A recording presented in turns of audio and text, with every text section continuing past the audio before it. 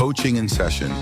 Your exclusive destination for unparalleled personal and professional growth. With your host, Michael Rearden. Whether you choose to live within limits or break free, your mindset journey begins here. Welcome to the first introduction of the vlog for the new year 2026. If you're tuning in for the first time, welcome to your mindset journey.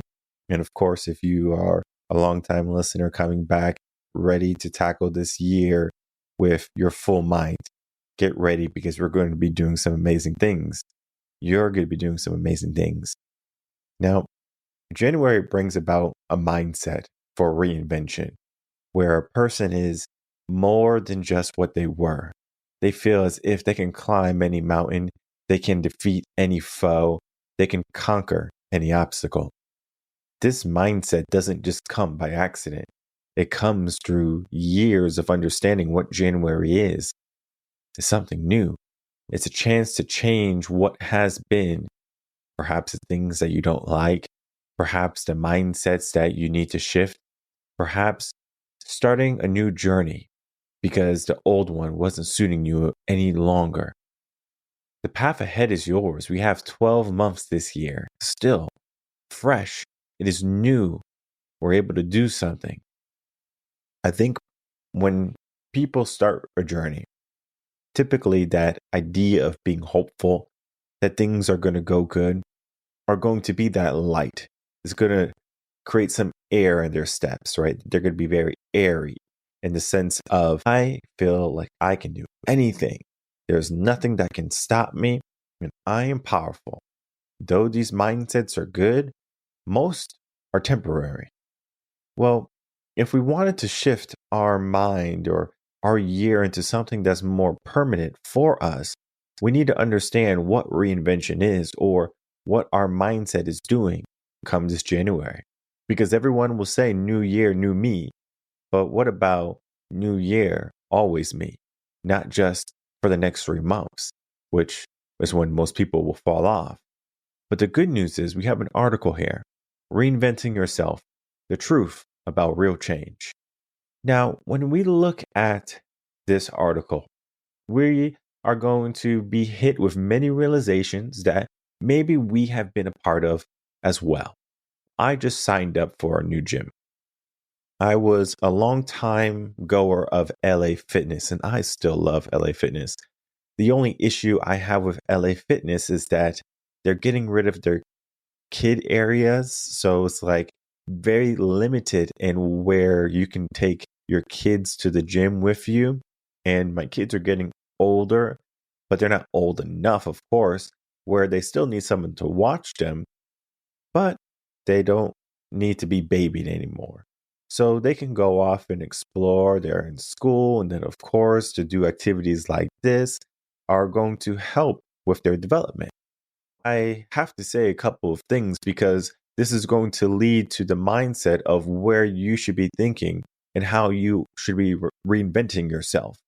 Because if I don't tell you the story, then you're going to have maybe a more challenging time understanding where you want to go because you can't see what is happening currently right now. And of course, if you can't see what's happening, this is when you get a coach. You can reach out to us, revenconcepts.com. You can do all that.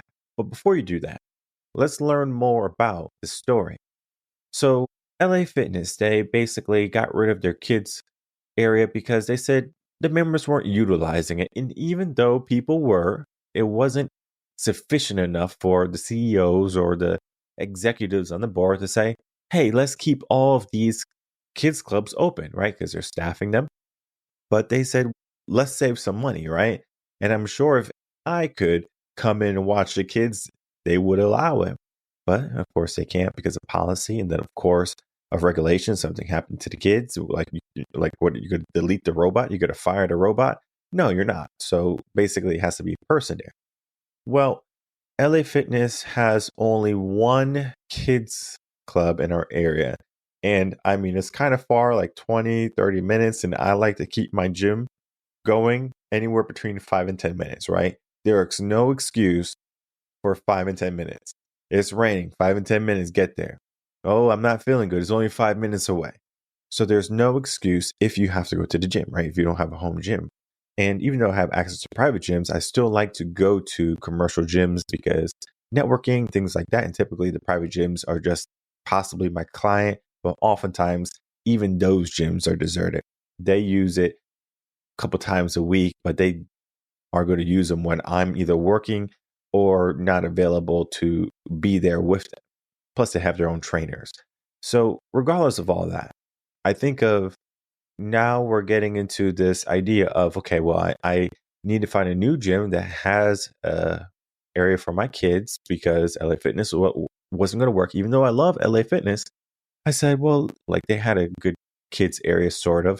And I said, well, let's try it out. There's a new spot that just opened up in a brand new facility. And I'm thinking, whoa, this is a brand new facility. It's going to be good. And sure enough, I go and it's just problems after problems. And I didn't even bring my kids in yet. And I'm like, whoa, like, what are we doing here? And one of the reasons why I didn't proceed with desiring for my kids to go there. So it's like now I can go back to LA Fitness since I'm not even having my kids go there. But I do want some change. I do want to get into a new environment because I know new environments help people grow. And so I'm challenging myself to go to some place where I'm not accustomed or I'm not familiar, or maybe I don't even like as much as what I had because I loved LA Fitness. LA Fitness is great. I go in, no one bothers me. The gym is spacious, it's not tight. Crunch Fitness is like the opposite. It's super busy because of the cost. It's compact and the music is too loud. I mean, there's just so many gripes I can have about what Crunch Fitness is. And of course, management and policies. But let me tell you about the Kids Club real quick. The Kids Club is a very modern kids club. It's super modern. It's appropriate with the current generation of children growing up, where it is full on technology. And it's funny because I was speaking to the management and I was speaking to some of the staff before I even went in to sign up to kind of get a lay of the land, to get a feel of everything. And they basically said, oh, we're a new franchise and we are not like the other crunch that you went to, South Round Rock. And I was like, okay, so you must be better because that one was pretty good and I liked it. The only issue I had was it was more than 15 minutes away, especially during rush hour traffic. So I was like, the kids area was really good. There was a lot of toys, even though they had one big TV in there, was playing appropriate movies. And there was typically staff in there that cared and there was kids playing with each other. And it was a good time. And I'm thinking, whoa, this is going to be a great socialization time for my kids when I go to the gym. It's going to be just extra tacking on from what they do in school to now what they do in the gym when I'm in the gym. Well, I go into this new facility, brand spanking new, all new equipment, right? The Kids Crunch is garbage, all right? Basura, okay? Terrible. And I said, like, what are we doing here in my mind? I'm not going to help them at all. I'm not going to be the one to bring this to their attention because, again, for some reason, people, they just think they know better, especially like people who are not in education or people who have never spent time in a classroom. This is all politics. Like the people who create rules and curriculums for children, for the children like that are in schools or your children, guess what? A good portion of them have not been in the classroom or have not been in the classroom recently. Like for me, I wouldn't even want to build a new curriculum for children because I don't know what it is like in the classroom. What I would do if I wanted to build a curriculum is I would spend more times in school and ask questions. I would ask the children what they need, what they're lacking. I would speak to parents. I would speak to teachers. I would speak with administration. I just want to put myself in a room of lawmakers and politicians and say what I want my kids to learn or what I want other people's kids to learn. It doesn't work that way. Now, I know what I need my children to learn, but then again, it's not in accordance to where the culture is going. It's not appropriate to the generation or the times that we're in. Maybe I'm old school, but I understand what old school is and versus what this new school is. This new school is a bunch of potholes and a bunch of situations that are going to come up with a bunch of broken children later on in life. And you have to ask, like, why did I start the business and why did I leave teaching?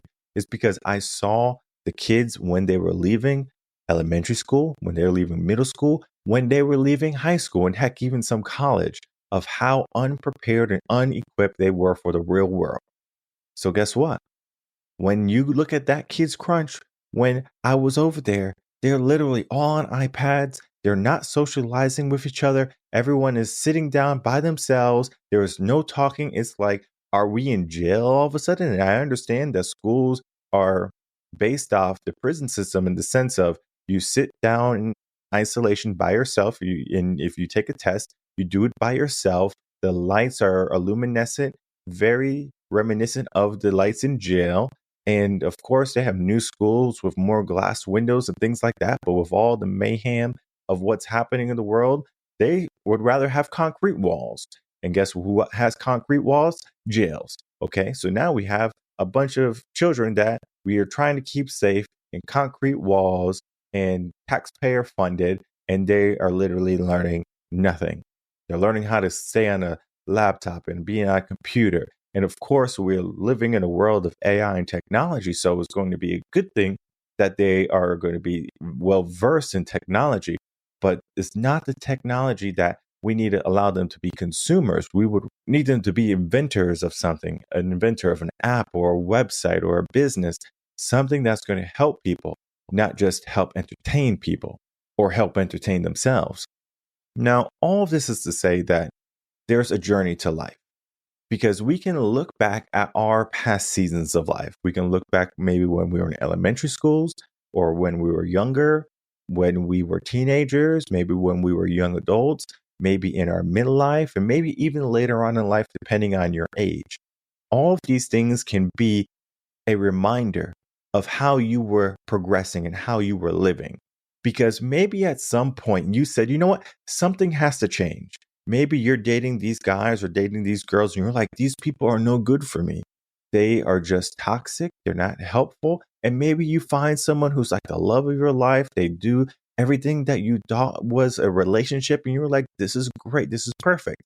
You're not going to get this perfect relationship or this ideal relationship. I think I'm going to go back and revert back to what I was doing in my teen years, dating all the toxic people.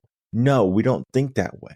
So we don't just go through life and invent ourselves or build ourselves up just to take a whole bunch of steps backwards and to do something we don't like or to be with someone that's not good for us, right? We learn from our mistakes or we learn from wisdom. But then again, here we are, we can see yourself in a new world and a new generation. And they think that, oh, well, this is appropriate with the times. And of course, it is appropriate with the times. But let's say what is appropriate. Let's say on January 1st, everyone is in the gym, which they will be. Everyone is gung-ho about personal development, which they will be for a good amount of people. Not everyone will be, but there's going to be a lot of people.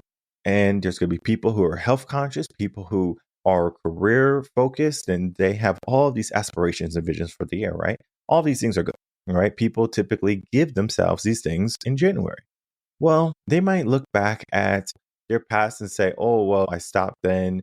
Or they might look around and say, who's stopping? For example, maybe you get a bunch of your friends, right? You're all accountability partners. And you say, well, let's all go to the gym together. Sure enough, you go to the gym one day, you go to the gym the next day. And then one day someone can't make it because something happened. And before you know, you both fell off. And now you're spending your gym time at home watching Netflix series. This doesn't happen by accident. It happens because there is no system for you quite yet. Well, the system for reinvention is you have to be able to see what you have been doing. And you have to see the patterns and what you will possibly do. Meaning, if you know that you are a person that will start something but not finish it fully, and I'm not just saying that you need to always go to the gym. It's just the gym is the biggest thing where people are truly mindful of on January. Then the next will probably be like relationships and then probably career. Of course, then we can go into parenting and people want to be better parents and more there for their children, especially around the holiday times. It really makes you focus about family. So all of these things can be, but again, people are typically super health conscious. Then they're driven more for relationships and then money. And then you can even say that people might say, hey, I'm more interested in money than in getting in shape. Or I'm more interested in my relationships than money or getting in shape. So all of these different factors can be part of your reinvention. because you have to figure out what is your number one. And once you figure out your number one, then you can start to figure out your number two, number three, and then so on. Now, when people get stuck here, they are stuck in the familiar. They will often say, this feels good to me. The way I like to think of it is cake. I love cake. And I can eat a chocolate cake, a vanilla cake, a carrot cake, a cream cake, or whatever type of cake. Typically, I'll be fine with that type of cake. I know the cake tastes delicious, but then I also know that cake is doing a lot of damage to me.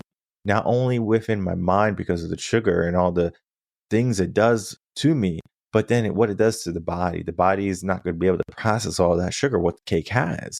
But then again, it makes me feel good, right? So then the feeling in my mind where I'm stuck is I just love to feel good. And I love the easiness of feeling good. This is why people might fall into alcoholism, or people might fall into a drug addiction, or a relationship that is toxic that they feel as if they're getting something from it, especially if they have been all alone and this is the first real connection they had in ages. All of these things can be a truth to them. But what happens if you present it to me, for example, as a mindset coach or a life coach to you?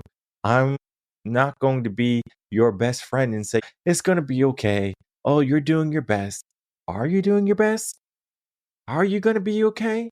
Like, I'm literally going to ask the questions that are going to make you rethink and reevaluate your life. It's about brutal honesty.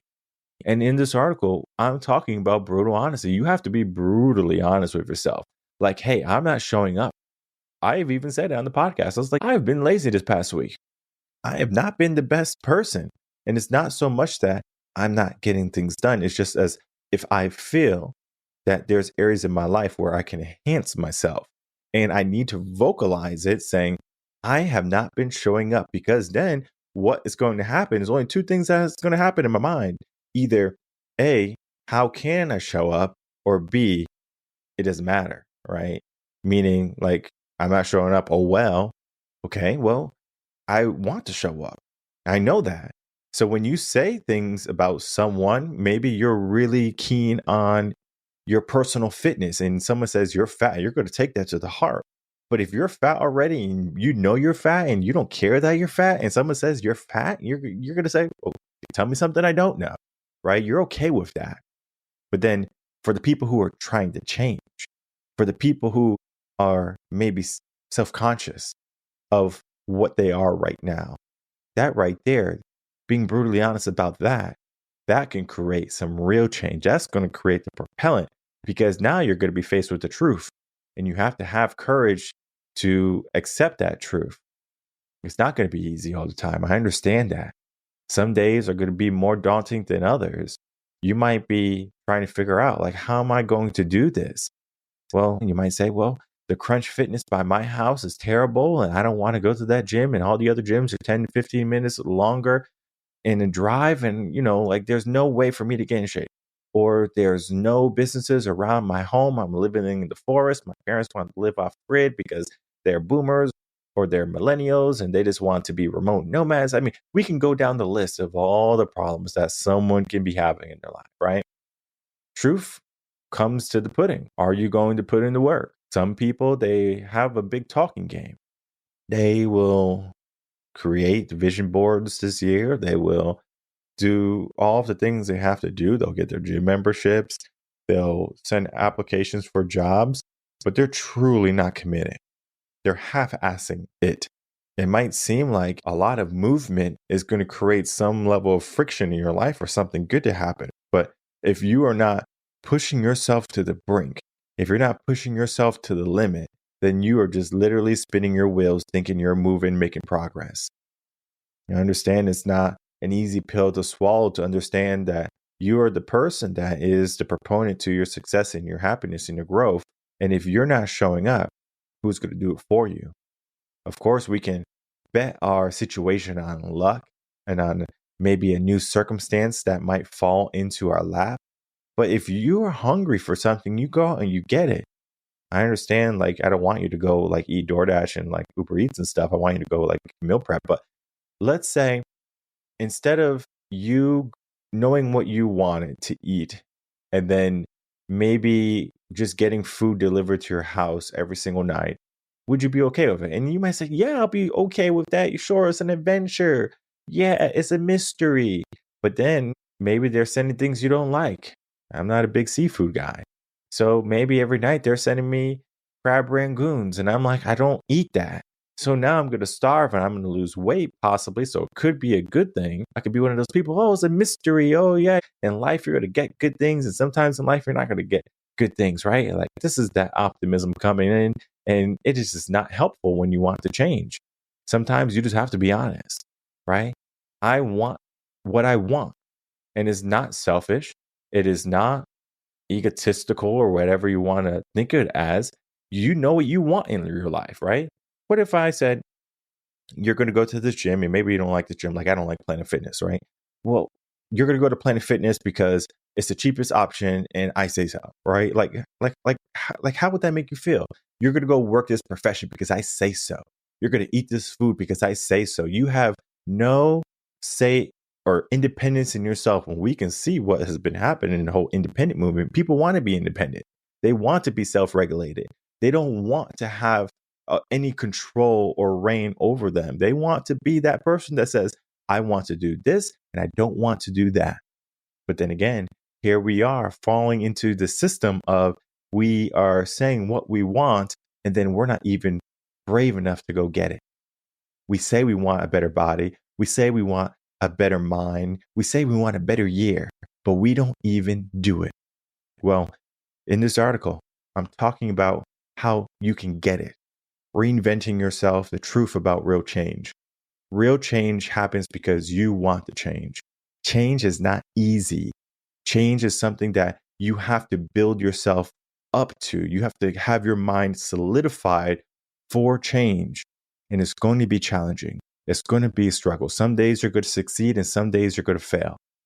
The idea is that you win more than you lose. And of course, it's not going to be something where you have to do it all the time by yourself. Maybe you have a strong mindset. Maybe you could be that person that can be that gung-ho person and say, I'm going to make this change happen, and you do it. But then maybe you're one of those people who have tried and tried and tried, and it seems like you always hit a roadblock. You always hit a hurdle. You always get stuck. For those individuals, I say, hey, reach out to me, revenconcepts.com, get yourself a free consultation, sign up, continue to read the blogs, listen to the podcast. All of these little things, like it seems so minute, can be the key for you to say, hey, this locked door that hasn't been in my life, the key opened it. Hey, this change that I need to happen, the words there or the episode there or the consultation here helped me understand what I needed to do. It's about helping you break through the plateau. It's about helping you get up to the next step. Sometimes you just need a little bit of help. Sometimes you need a little jump start. You just need a little push. And with that little nudge, you can create the year that you want. You can reinvent yourself. Sometimes it can happen just because of your will or sheer determination. Most of the time it happens because of trauma. But whether you choose trauma or sheer determination depends on your mindset right now. Maybe you don't like where you are. Change it. Maybe you kind of like where you are. Why not truly love where you are? And if you hate where you are, then you already know which boat you're in. So jump on board, get a hold of your mindset, do some work. All the links are right down below to check out the blog, to check out what we do here at Reven Concepts, and to begin that journey of reinvention. Like I said, is going to lead to a more prominent you this year. It's not going to be someone that just stops in 3 months or in 4 months or 5 months. It's going to be someone who's going to be sticking it through throughout the year and then the next year and then your entire life. The change, it begins with you and it begins now.